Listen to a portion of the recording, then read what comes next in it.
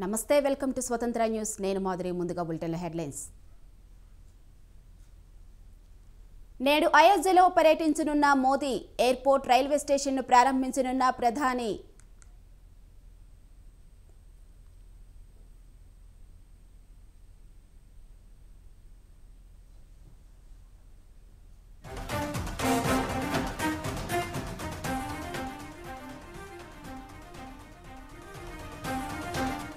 ఆదరణ లేకుంటే మార్పులు తప్పవు అధిష్టాన నిర్ణయం ఆమోదయోగ్యమన్న జోగి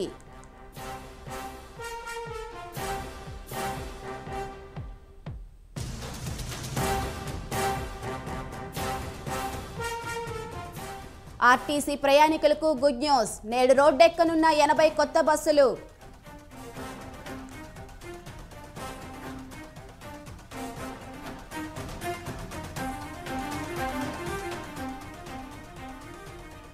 తెలంగాణను కమ్మేసిన పొగమంచు రోజు రోజుకు పడిపోతున్న ఉష్ణోగ్రతలు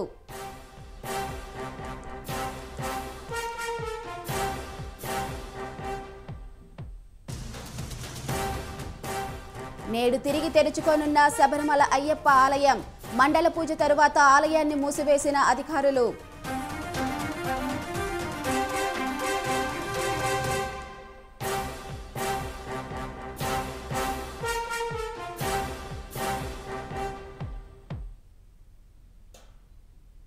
లక్ష కోట్ల కాళేశ్వరం ప్రాజెక్టులో భారీ అవినీతి జరిగిందని అన్నారు మంత్రి ఉత్తమ్ కుమార్ రెడ్డి. మేడిగడ్డలో మంత్రులు ఉత్తమ్ కుమార్ రెడ్డి, శ్రీధర్ రెడ్డి, పొంగులేటి, కోమటిరెడ్డి వెంకటరెడ్డి, పొన్నం ప్రభాకర్లు పర్యటిస్తున్నారు. మేడిగడ్డ నిర్మాణంపై అధికారులు రూపొందించిన పవర్ పాయింట్ ప్రెజెంటేషన్ను పరిశీలించారు.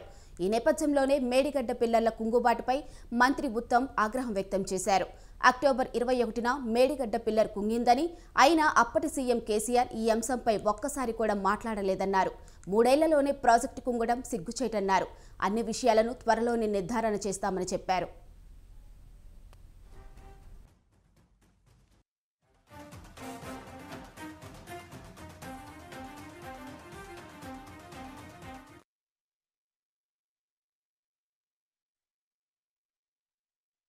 సందేహం చాలా దురదృష్టకరం.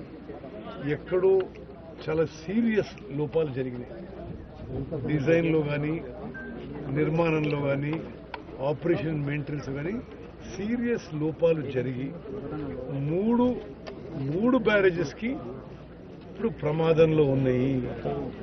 ఇది గత ప్రభుత్వ నిర్వాహకం ఒక్కసారి ఆలోచన చేయండి. ఇప్పటివరకు కాళేశ్వరం ప్రాజెక్టుపై ఖర్చు పెట్టిన సొమ్ము 93,500 కోట్ల రూపాయలు.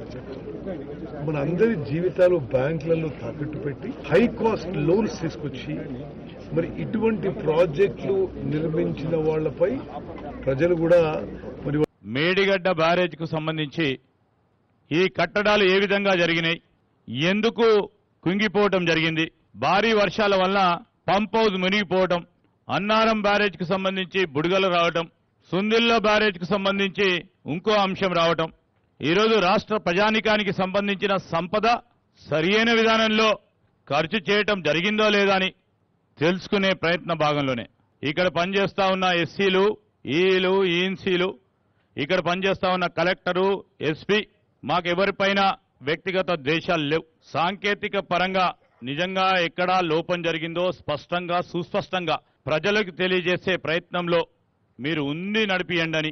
ఆనాడు జరిగిన అంశాలు కూడా ప్రజలకు తెలియజేసే విధంగా మీ యొక్క కార్యాచరణ తీసుకొని ముందుకెళ్లాలని వారు కోరటానికి ఈరోజు ఈ నియోజకవర్గ శాసనసభ్యునిగా నేను పెద్దలు ఉత్తమ్ కుమార్ రెడ్డి గారు వచ్చారు కనుక మేము వారి దృష్టికి తీసుకొచ్చాం. అసలు 9 దగ్గర మీరు కట్టడానికి అప్పుడున్న గవర్నమెంట్ లో సబ్మిట్ చేయేది 3,000 ఎకరాలు చిల్లరనే. అప్పుడు కన్విన్స్ చేసేదానికి అవకాశాలు ఉండే. ఫడ్నవీస్ గారు ముఖ్యమంత్రిగా ఉండే, అంతకుముందు ఆయన ఎగనేజ్ చేసినప్పుడు ఆపోజిషన్ లీడర్ ఉండే. గవర్నర్ గా విద్యాసాగరరావు అప్పటి ముఖ్యమంత్రి కేసీఆర్ గారికి దగ్గర బంధువు ఒప్పించి ₹1 కోటి ఎకరానికి ఇచ్చిన తుమ్మనేటి దగ్గర 152 కట్టితే గ్రావిటీతో entire project up to Chevella Vikarabad వరకు ఇప్పటి వరకు 8 ఇయర్స్ బ్యాక్ ఈ ప్రాజెక్ట్ కంప్లీట్ అయ్యి ఒక 38,000 అన్నాము, ఇంకో 20,000 కోట్లు పెట్టుకుంటే మొత్తం కంప్లీట్ అవుతున్నాయి.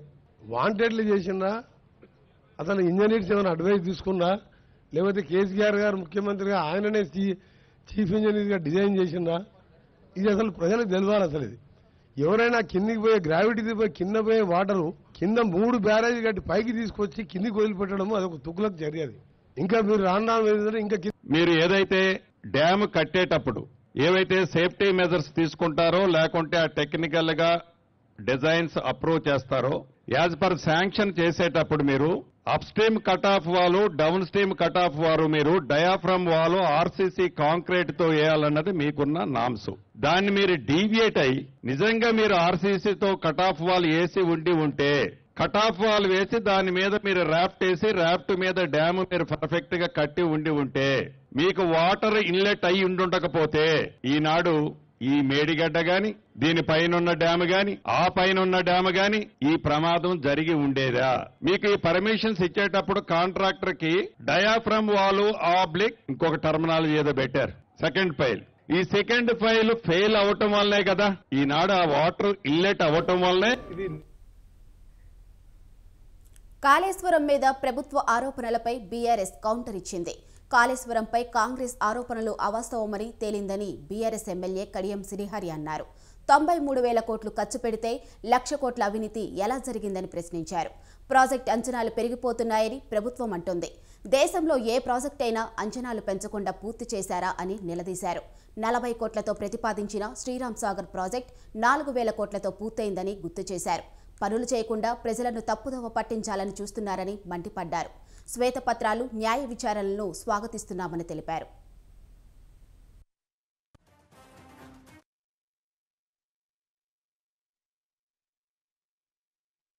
రేవంత్ రెడ్డి గారు ఒక మాట నేను స్వయంగా ఆయన ప్రెస్ మీట్ చూశాను. డిసెంబర్ 9, 2023 మా ప్రభుత్వం వస్తున్నది. డిసెంబర్ 9, 2023 మొట్టమొదటి సంతకము రైతుల రుణమాఫీ 2 లక్షల రూపాయల పంట రుణాలను మాఫీ చేసే ఫైల్ మీద సంతకం పెడతా అన్నాడు. ఏమైంది అని నేను అడుగుతున్నా. ఈ రకంగా చాలా హామీలు ఇచ్చారు. దయచేసి వాటి గురించి ఆలోచించండి. రైతులు పంట రుణాల మాఫీ గురించి చూస్తున్నారు. రైతు బంధు ఇంకా రావడం లేదని చూస్తున్నారు. మహిళలు ఇంకా మాకు మహాలక్ష్మి పథకంలో ప్రకటించిన విధంగా 2,500 రూపాయల ఆర్థిక సాయం అందలేదని చూస్తున్నారు. అందరూ అన్నిటికంటే విచారకరమైన విషయం ఏంటంటే విడ్డూరమైన విషయం ఏంటంటే ప్రియాంక గాంధీ గారు హైదరాబాద్కు వచ్చి యూత్ డిక్లరేషన్ సభలో నిరుద్యోగ యువతకు నెలకు 4,000 రూపాయల భృతి ఇస్తామని ప్రకటించారు. వాళ్ళ మేనిఫెస్టోలో కూడా అభయహస్తం మేనిఫెస్టోలో యువ వికాసం కింద నిరుద్యోగులకు 4,000 రూపాయల భృతి ఇస్తామని చెప్పారు.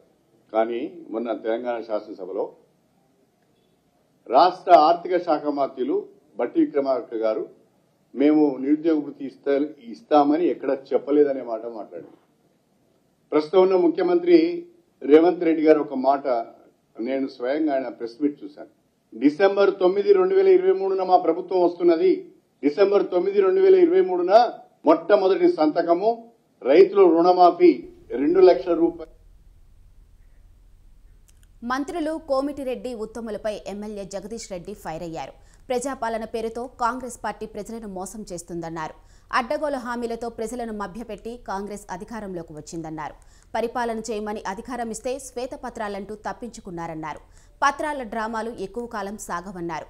బీఆర్ఎస్ హయాంలో ఎలాంటి అప్లికేషన్లు లేకుండా లబ్ధిదారులను ఎంపిక చేశామని ఎమ్మెల్యే తెలిపారు.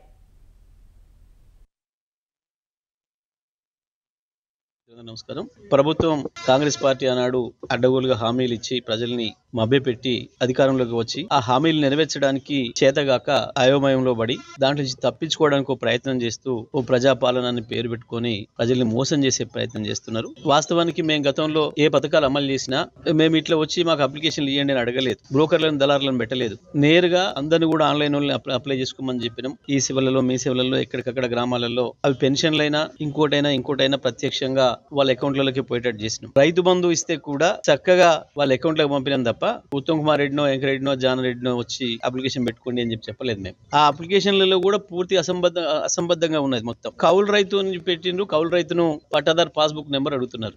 ఏ రైతు కూడా తన పట్టాదారు పాస్బుక్ తీసుకుపోయి కౌలు రైతుకి ఇయ్యాడు. మీరు ఇటువంటి అన్ని దొంగ పనులు చేసిన గతంలో అని చెప్పి మేము ఆ అవకాశం లేకుండా చేసినాం. ఒకరి భూమి ఒకటి మీద రాసి నాశనం చేసిపోయింది మీరు. ఆ రోజు ప్రజానికాన్ని మీరు పెట్టిన వ్యవస్థలు ఆ పీడ నుంచి విముక్తి చేయడం కొరకే మేము దాన్ని తీసుకొచ్చినాం. బ్రహ్మాండంగా రైతులకు రక్షణ కల్పించడం, వాళ్ళ భూమికి హక్కులు రైతు తన సంతకం పెడితే తప్ప తన ఏలి ముద్ర వేస్తే తప్ప ఇంకోటి ఎవడు కూడా దాంట్లో చేపెట్టడానికి కానీ పట్టాను మార్చడానికి కానీ అవకాశం లేకుండా చేసినాం మేము. మీడియా మిత్రులందరూ నమస్కారం. లోక్సభ ఎన్నికలు ఎప్పుడొచ్చినా ఎదుర్కొనేందుకు బీజేపీ సిద్ధంగా ఉందని స్పష్టం చేశారు జాతీయ ఓబీసీ అధ్యక్షులు డాక్టర్ కె లక్ష్మణ్.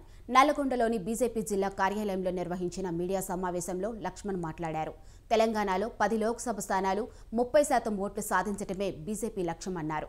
తెలంగాణలో బీఆర్ఎస్ కనుమరుగయ్యే పార్టీ అని, కాంగ్రెస్ అమలు చేయలేని హామీలిచ్చి తెలంగాణను అప్పుల ఊబిలోకి నెట్టే యత్నం చేస్తుందని లక్ష్మణ్ విమర్శించారు. కర్ణాటక, హిమాచల్ ప్రదేశ్లో కాంగ్రెస్ రంగు ఇప్పటికే తేలిపోయిందని లక్ష్మణ్ ఎద్దేవా చేశారు. కేంద్రంలో ప్రధాని మోడీ సంక్షేమ పథకాలను విస్తృతంగా ప్రచారం చేయాలని కార్యకర్తలకు లక్ష్మణ్ సూచించారు.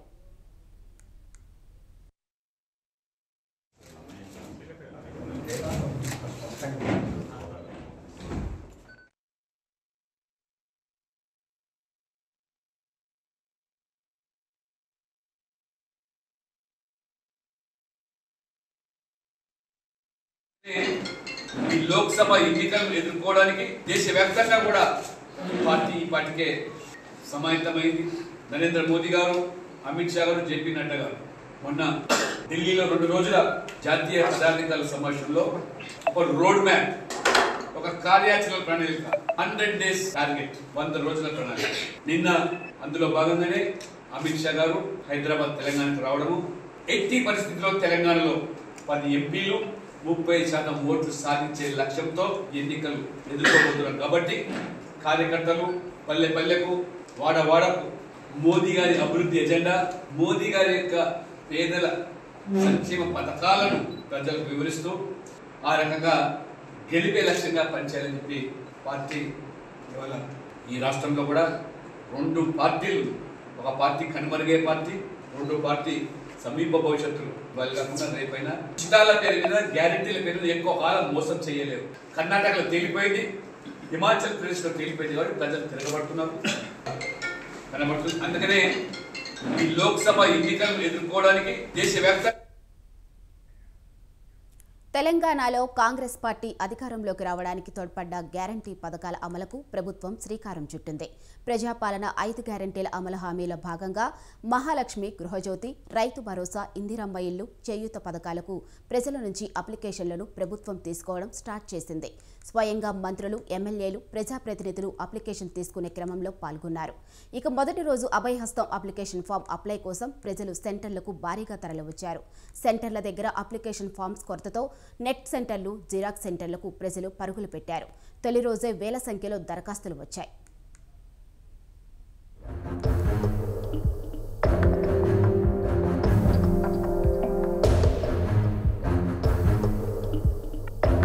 ఒక్క అప్లికేషన్ ఫామ్ లక్షల మంది ప్రజల్లో ఎన్నో ఆశలను రేపడంతో పాటు కొన్ని సందేహాలకు దారితీసింది. 5 గ్యారంటీలకు ఒకే అప్లికేషన్ ఫామ్ను తీసుకొచ్చిన ప్రభుత్వం ప్రజలకు దాని మీద అవగాహన తీసుకురావడంలో కొంత విఫలమైంది. ముఖ్యంగా ఏ పథకానికి ఏం ఆధారం చూపాలన్న సందేహం ప్రజల్లో నెలకొంది. గృహజ్యోతి ద్వారా 200 యూనిట్ల ఉచిత కరెంట్ అప్లై కోసం ప్రజల్లో గందరగోళం ఏర్పడింది. చాలామంది అర్హులు అద్దె ఇళ్లలో ఉండడంతో కొన్ని చోట్ల ప్రత్యేక మీటర్లు లేక ఆ పథకం తమకి రాదేమోనని నిరాశ చెందుతున్నారు. ఇక రేషన్ కార్డు ఉన్న వాళ్ళు, డబుల్ గ్యాస్ సిలిండర్ ఉన్న వాళ్ళు ఉంటారు. వీళ్ళు ఒక్కొక్క 2 కంపెనీల నుంచి గ్యాస్ కనెక్షన్లు కలిగి ఉన్న వాళ్ళు ఉంటారు. అలాంటి వారికి మహాలక్ష్మి ద్వారా 500కే సిలిండర్ ఇస్తారా లేదా అన్న ఆందోళనలో ఉన్నారు. రాష్ట్ర వ్యాప్తంగా అన్ని జిల్లాల్లో, అన్ని గ్రామాల్లో 28వ తారీఖు నుంచి 6వ తారీఖు వరకు ఈ కార్యక్రమం కొనసాగుతూ ఉంది. హైదరాబాద్ నగరంలో 600 కేంద్రాలు, 150 డివిజన్లలో డివిజన్కు 4 చొప్పున కేంద్రాలను ఏర్పాటు చేసి 28వ తేదీ నుంచి 6వ తేదీ వరకు ఈ యొక్క అప్లికేషన్ల ప్రక్రియ తీసుకోవడం జరుగుతోంది. ఇందులో ప్రజలకు ఎటువంటి అనుమానం అవసరం లేదు. వారి దగ్గర ఏమైనా ఆధారాలున్నా, లేకున్నా నిరభ్యంతరంగా మీరు అప్లికేషన్ చేసుకోండి. ఇక రాష్ట్ర వ్యాప్తంగా ఇప్పటికే అమలవుతున్న ఆసరా దివ్యాంగుల పెన్షన్ లబ్ధిదారులు మళ్లీ కొత్తగా అప్లికేషన్లు పెట్టుకోవద్దని ప్రభుత్వం చెప్పింది. కానీ 70 లక్షల మందికి పైగా ఉన్న రైతు బంధు లబ్ధిదారులకు మాత్రం అప్లై చేసుకోవద్దని ప్రభుత్వం ఎక్కడా చెప్పలేదు. దీంతో దరఖాస్తు చేయాలా వద్దా అన్న సందిగ్ధంలో రైతు బంధు లబ్ధిదారులు ఉన్నారు. వీటికి తోడు అసలు ప్రజలకు సరిపడా అప్లికేషన్లను ప్రభుత్వం అందుబాటులో ఉంచకపోవడంతో కొన్ని సెంటర్ల దగ్గర ప్రజల అసహనం వ్యక్తం చేశారు. అప్లికేషన్లు అయిపోతే నెట్ సెంటర్లో తీసుకోవాలని తమకు చెప్పొచ్చు కదా అని ప్రజలు అధికారులను ప్రశ్నించారు. ఎమ్మెల్యే రాజా సింగ్ సైతం అప్లికేషన్ల కొరతపై ప్రభుత్వాన్ని విమర్శించారు. 24 లొకేషన్ ప్లాన్ చేశారు. ఆ 24 లొకేషన్లో ఈ ఫామ్లు అక్కడ పెడుతున్నారు. దురదృష్టం ఏంటంటే ఒక్కొక్క లొకేషన్లో 100 ఫామ్లు 200 ఫామ్లు పెడుతున్నారు. నేను నిన్న కూడా మున్సిపల్ కార్పొరేషన్ వాళ్ళు మీటింగ్ పెడితే చెప్పిన, మీరు పబ్లిక్లో అనౌన్స్మెంట్ చేయండి, పేపర్ యాడ్ చేయండి, ఏ విధంగా జనాలు ఏ సెంటర్లో ఏ డేట్కి వెళ్ళాలని. నేను నిన్న కూడా చెప్తే కూడా పట్టించుకోలే. ఇవాళ ప్రతి ఒక్క సెంటర్లో వేల మంది జమ అవుతున్నారు, చాలా ఇబ్బందిలో పడుతున్నారు. ఒక్కొక్క సెంటర్లో 100-200 ఫామ్లు ఉంటే వేల మంది జమ అయితే మళ్ళీ వాళ్ళకి ఏ విధంగా ఫామ్లు డిస్ట్రిబ్యూట్ చేస్తారు? రాష్ట్ర వ్యాప్తంగా 5 గ్యారంటీల కోసం 1 కోటి మందికి పైగా కుటుంబాలు ఎదురుచూస్తున్నాయి. ఇక డిసెంబర్ 28న ప్రారంభమైన అప్లికేషన్ల స్వీకరణ వచ్చే నెల 6 వరకు కొనసాగుతుంది. తొలి రోజే వేల సంఖ్యలో దరఖాస్తులు వచ్చాయి. మరో 7 రోజుల పాటు జరిగే ప్రజాపాలన దరఖాస్తుల స్వీకరణ కార్యక్రమంలో ప్రజలకు ఎటువంటి ఇబ్బందులు రాకుండా చూడాల్సిన బాధ్యత ప్రభుత్వం మీద ఉందని ప్రతిపక్ష పార్టీలు సూచిస్తున్నాయి.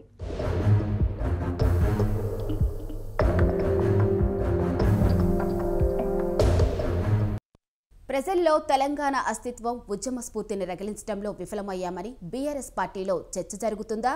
ఉద్యమకారులకు ప్రాధాన్యత ఇవ్వలేకపోయామని బీఆర్ఎస్ అధిష్టానం భావిస్తుందా? రాష్ట్రంలో బీఆర్ఎస్ ప్రభుత్వం చేసిన పనులను ప్రజలకు చెప్పలేకపోయామని అనుకుంటున్నారా? ఈ అంశాలే అసెంబ్లీ ఎన్నికల్లో తమ ఓటమికి కారణాలయ్యాయా అని ఆత్మపరిశీలన చేసుకుంటున్న బీఆర్ఎస్ అధిష్టానం అంతర్ధానంపై ప్రత్యేక కథనం.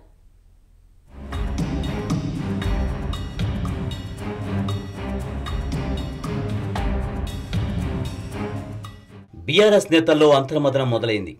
ఇటీవల జరిగిన అసెంబ్లీ ఎన్నికల్లో ఎక్కడ తప్పు చేస్తామని మదనపడుతున్నారు. తెలంగాణ అస్తిత్వం ప్రజల్లో ఉద్యమ స్ఫూర్తిని కల్పించలేకపోయామని భావిస్తున్నారు. తెలంగాణ ఉద్యమంలో పాల్గొన్న ఉద్యమకారులను ఆదుకున్నామనే విషయాన్ని గ్రామ స్థాయిలో తీసుకువెళ్లలేకపోయారు. కేవలం అభివృద్ధి నినాదమే అందుకోవడంతో నష్టపోయామని బీఆర్ఎస్ నేతలు చర్చించుకుంటున్నారు. ఇప్పుడు సమీక్షించుకున్నా లాభం లేదని, ఇక వచ్చే 5 ఏళ్లలో ప్రజల మధ్యలో ఉండేలా కార్యాచరణకు సన్నద్ధమవుతున్నారు.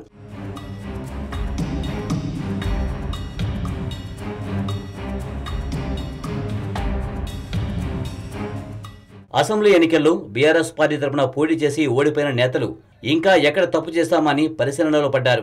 అసెంబ్లీ ఎన్నికల ఫలితాలు వెలువడి నెల రోజులు కావస్తున్నప్పటికీ ఇంకా సమీక్షించుకుంటున్నారు. మండలాల వారీగా బేరీజీ వేసుకుంటున్నారు. ఎన్నికల ప్రచారంలో చేసిన తప్పులపైన నేతలు పునఃపరిశీలన చేసుకుంటున్నారు. ముఖ్య నేతలతో భేటీలోనూ ఇదే విషయాన్ని గుర్తు చేసుకుంటున్నారు. ఎన్నికల సమయంలో తెలంగాణ అస్తిత్వాన్ని ప్రజల్లో పూర్తి స్థాయిలో తీసుకువెళ్లలేకపోయామని భావిస్తున్నారు. తెలంగాణ కోసమే బీఆర్ఎస్ ఆవిర్భవించిందని, సుదీర్ఘకాలం రాష్ట్ర ఏర్పాటు కోసం చేసిన పోరాటాన్ని ప్రజలకు వివరించడంలో వెనుకబడ్డామని అభిప్రాయపడినట్టు తెలుస్తోంది. ఏ పార్టీ అధికారంలోనికి వచ్చినా తెలంగాణ అస్తిత్వం దెబ్బతింటుందనే విషయాన్ని ప్రచారం చేయడంలో వెనుకబడ్డామని కేసీఆర్తో సన్నిహితంగా ఉండే బీఆర్ఎస్కు చెందిన ఒక ఎమ్మెల్సీ అభిప్రాయం వ్యక్తం చేశారు. తెలంగాణ ఉద్యమంలో ప్రాణత్యాగం చేసిన అమరుల కుటుంబాలను ఆదుకున్న విషయాన్ని గ్రామ స్థాయిలో వివరించలేకపోయామని మదనపడుతున్నారు.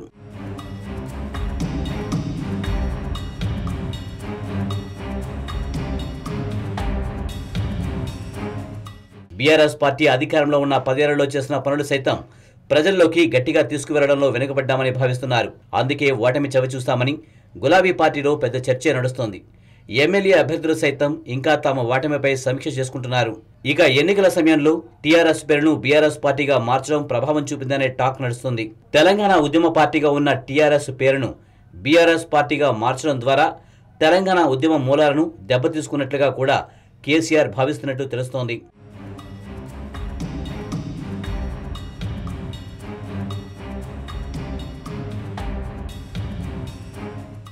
అసెంబ్లీ ఎన్నికల్లో ఆత్మవిశ్వాసమే కొంపముంచిందనే అభిప్రాయం సైతం బీఆర్ఎస్ పార్టీలో వినబడుతుంది. రాష్ట్రంలో ఏ ఎన్నికలు వచ్చినా ఈజీగా గెలుస్తామనే అతి విశ్వాసమే బీఆర్ఎస్ కొంపముంచింది. దీంతో ద్వితీయ శ్రేణి నేతలను, కేడర్ను పూర్తి స్థాయిలో పట్టించుకోకపోవడం, గ్రామాలకు సైతం వెళ్లకపోవడంతో ప్రజల్లో వ్యతిరేకత పెరిగింది. ఏడాదికొకసారి, 5 ఏళ్లకొకసారి ఎన్నికల ప్రచారానికి మాత్రమే వెళ్లడంతో పాటుగా స్థానిక సమస్యలపై సరిగ్గా స్పందించకపోవడంతో ఈసారి సీన్ రివర్స్ అయిందని నేతలు పేర్కొంటున్నారు. ఇప్పుడు ఆత్మ విమర్శ చేసుకున్నా చేయి దాటిపోయిందని భావిస్తున్నారు.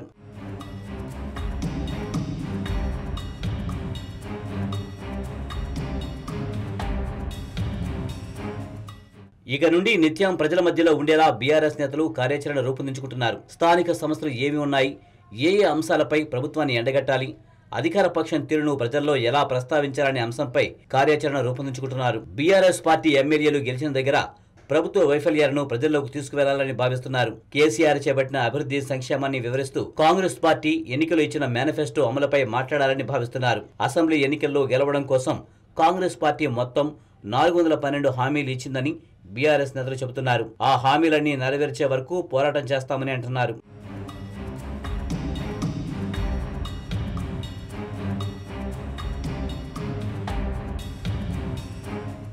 బీఆర్ఎస్ నేతలు అధిష్టానమిచ్చే కార్యాచరణతో ముందుకు వెళ్లాలని భావిస్తున్నారు. రాష్ట్రంలో బడ్జెట్ లేదని తెలిసి కాంగ్రెస్ పార్టీ ఇప్పటి ముప్పటిగా హామీలు ఇచ్చిందని బీఆర్ఎస్ పార్టీ నేతలు ఆరోపిస్తున్నారు. తామిచ్చిన హామీలు నెరవేర్చలేక శ్వేతపత్రాల పేరుతో కాంగ్రెస్ ప్రభుత్వం హడావిడి చేస్తుందని బీఆర్ఎస్ పార్టీ ఎదురుదాడికి చేస్తోంది. మొత్తానికి అసెంబ్లీ ఎన్నికల్లో ఓటమి తర్వాత ఉద్యమబాట పట్టాలనుకుంటున్న బీఆర్ఎస్ నేతలు ప్రజల మద్దతు ఎంత మేరకు పొందుతారు అనేది వేచి చూడాల్సిందే.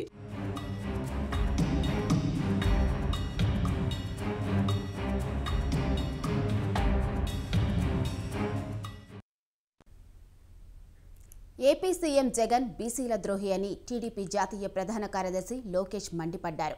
వైసీపీ పాలనలో బీసీలకు జరిగిన అన్యాయంపై వారిలో చైతన్యం కల్పించేందుకు జనవరి 4 నుంచి జై హో బీసీ కార్యక్రమాన్ని చేపట్టనున్నట్లు చెప్పారు. జై హో బీసీ 2 నెలల పాటు కొనసాగుతుందని అన్నారు.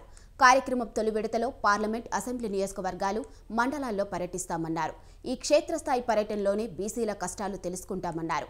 అనంతరం రాష్ట్ర స్థాయిలో భారీ బహిరంగ సభను ఏర్పాటు చేసి బీసీల కోసం ప్రత్యేక మేనిఫెస్టోను విడుదల చేస్తామని ప్రకటించారు.